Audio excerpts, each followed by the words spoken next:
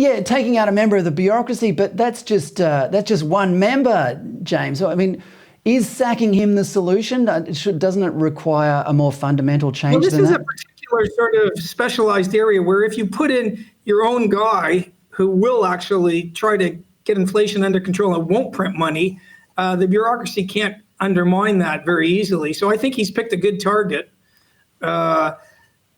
You know, we may be looking at going back to the late 1970s. So even now, the real inflation rate is negative. You take the inflation and you take the interest rates, and the interest rates are below the inflation rate. So it's still worth your while to borrow. And to really get inflation under control in the 70s, they had to have inflation. They had to have interest rates above inflation.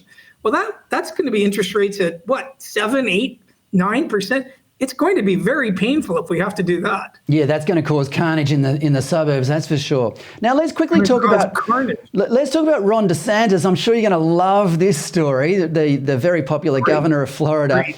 As you know, this week he flew 50 illegal immigrants to Martha's Vineyard, the home of America's richest leftists, who predictably responded by loading the immigrants onto buses within 48 hours and sending them to a military camp. But here's the interesting bit, James. DeSantis has since backed this up with an advertising campaign reminding his Floridian constituents that illegal immigrants are not only undesirable, they're often dangerous killers. Now, this obviously reveals that there's something of a strategy in what DeSantis has done.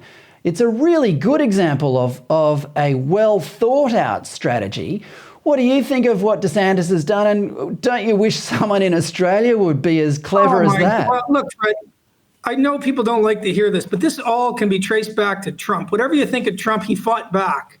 And now we have a guy with 2 degrees, 2 Ivy League degrees, who's, you know, Trump is smart. People say he's not, but he is.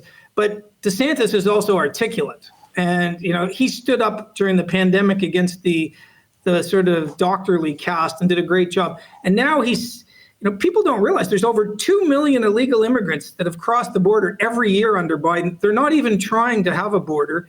And I think the underlying view is we'll get the electorate we want. We'll just bring in these sort of third world, very poor people, and they will vote Democrat. And it's so cynical. And so DeSantis has responded to these people who put signs out of their mansion saying, you know, value every refugee or value. And he's actually sent them there, and they don't like it at all.